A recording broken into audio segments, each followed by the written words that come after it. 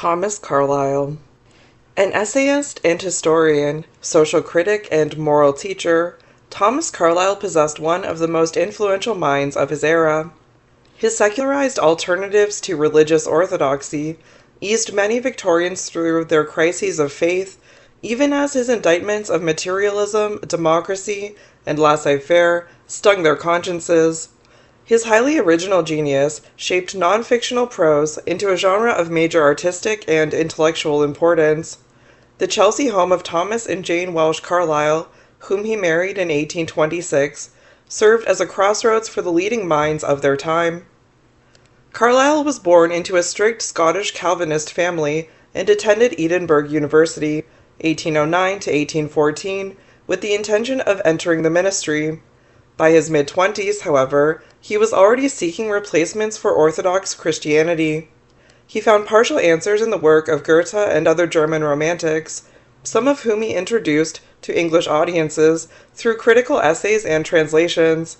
The autobiographical fiction Sartoris Artis, The Tailor Retailored, 1834, portrayed his struggle with metaphysical despair and formulated the natural supernaturalism that finally vanquished it. His affirmation of the divine reality immanent in the changing clothing of human life and visible to the eye, disciplined by duty, self-denial, and reverence. Sartre's highly idiosyncratic style baffled more readers than it pleased, and only the publication of The French Revolution, 1837, secured Carlyle literary success. He read in the French Revolution the vengeance of an angry god on a sham aristocracy, a destruction of decayed values necessary to their rebirth in new forms. In France's example, Carlyle found a warning for England, where true leadership had seemingly abdicated to democracy and laissez-faire, abandoning the country to economic and social chaos. Chartism, 1839, first attacked these problems. On Heroes, Hero Worship, and the Heroic in History, 1841, provided examples of men whose insight into divine reality had enabled them to focus the religious, political, or artistic energies of their societies. Past and Present, 1843, contrasted the medieval past with its coherent faith and ordered social hierarchies to the modern spectacle of skepticism, alienation, and a democracy that meant to Carlyle despair of finding any heroes to govern you.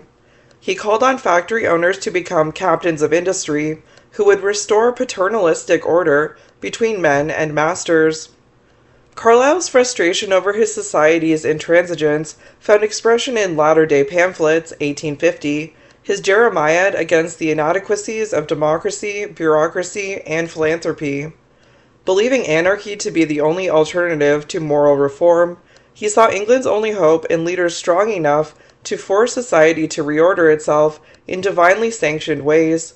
He thought that Frederick II of Prussia would exemplify such a leader, but experienced great difficulty in turning this cynical and skeptical pragmatist into a hero in his massive Frederick the Great, 1858 to 1865.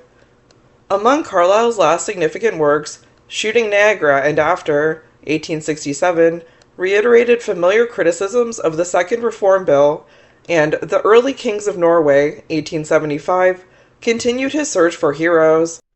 James Anthony Froude, Carlyle's literary executor and later his controversial biographer, published Carlyle's Reminiscences, 1881, shortly after his death.